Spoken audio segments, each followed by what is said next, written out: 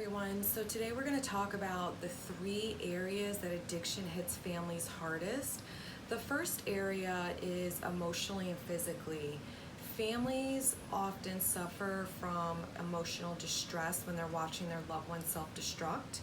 And some of those symptoms have been mood swings, intense bouts of sadness, fear, anxiety, feelings of overwhelmness, powerlessness, chronic anxiety, worry, and bouts of anger. This can be an unfortunate side effect of dealing with addiction. However, there are ways and coping mechanisms that families can learn to start practicing and implementing to lessen the intensity of some of these emotional experiences. The other way is physically. Families often feel the stress in their bodies, and when we're dealing with addiction and being exposed to chronic stress, it does take a toll, obviously emotionally, but physically as well. Some of the symptoms physically may be knots in your stomach, trouble sleeping, depression where you want to sleep all the time, just really struggling to connect to your loved ones and experiencing joy from your day-to-day life. Physically, it may just be a lot of tension, headaches, or jaws being clenched, muscles tighten, pain in your neck or your back from the stress and anxiety. So this stuff is definitely not to be ignored. And again, it's really to help families understand that you don't have to experience it at the levels that maybe you have been in the past once you start finding healthier outlets and coping mechanisms to process and deal with what's going on with your loved one in active addiction. The second area that addiction hits families hardest is relationships. Families sometimes suffer in silence. Some do it out of shame. Some do it out of they just don't have the emotional wherewithal to give back to any other relationships, because when they're dealing with their loved one in active addiction, it's just draining them to the core.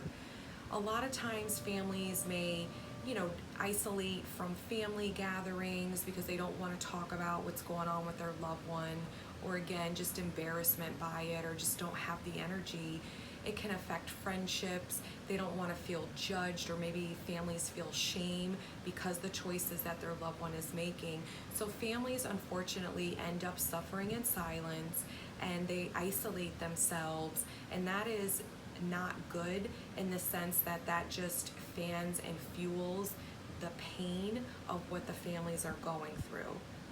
It also can show up inside the family where maybe the spouses are fighting more, because if it's your child or someone else in the family who is in active addiction, you may feel that it's emotionally safer to take out your hurt and frustration on each other than to hold that addict accountable, for fear of they may go use, or this may tip them over the edge, or they just can't have any more on their plate. So I have seen this happen a lot in couples where they, instead of turning to each other for comfort, they really turn against each other out of fear and powerlessness. So it's really, again, critical to understand what's happening in the family system so we don't allow addiction to continue to break down the family system as it's already started. Sometimes relationships, when it comes to siblings, there may be more fighting amongst the siblings, or the parent and another sibling may find themselves disconnecting or not as close. Again, it's not because of somebody intentionally wants to hurt their relationship with this person.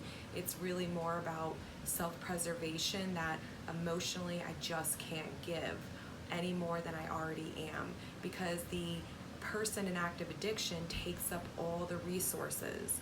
It takes up all the energy. It takes up everyone's attention. All eyes are focused on the loved one who is hurting himself and causing pain to the entire family. So there really isn't a lot left over emotionally to give to the other family members. This is why it's essential for families to get the right kind of support so the family system won't continue the breakdown, and they'll continue healing and supporting each other while everyone is dealing with this person in active addiction. The third area is financially. Families suffer financially, which then can cause added emotional stress and fights amongst the family. Families oftentimes spend money on treatment, which is very expensive for the loved one. If their loved one has gone to multiple treatments, it could potentially break the bank. Also, families have spent money on lawyer fees, doctor bills, car fees due to the loved one in active addiction, wrecking or totaling the car. The list goes on and on and on. So families will suffer financially. This is why it's essential to get the right kind of support so families can start controlling how much they are allowing addiction to affect them. They don't have to spend any more money on certain things. You can learn what enabling is. You can learn what is an appropriate boundary to set and to say no when it comes to finances. So getting the right kind of help and support really can set families up on a path of healing and recovery for themselves, even while their loved one is in active addiction. I have seen it. It is possible, and families do it all the time. And it doesn't mean that we're going to eradicate all the stress because your loved one is in active addiction, because that does affect you and will continue to do so. But the right kind of help and support can really minimize the impact of how much devastation addiction is causing to you and the family. At the end of the day, you're powerless over the choices that your loved one makes, but you are not powerless of how much you want to allow this to affect you and impact your relationships, your health, emotionally and physically, and your financial well-being. Please don't forget to subscribe for new videos uploaded every Thursday. And please check out some family support meetings or call a therapist. There's a link below for free resources for you all to find the support system in your local area.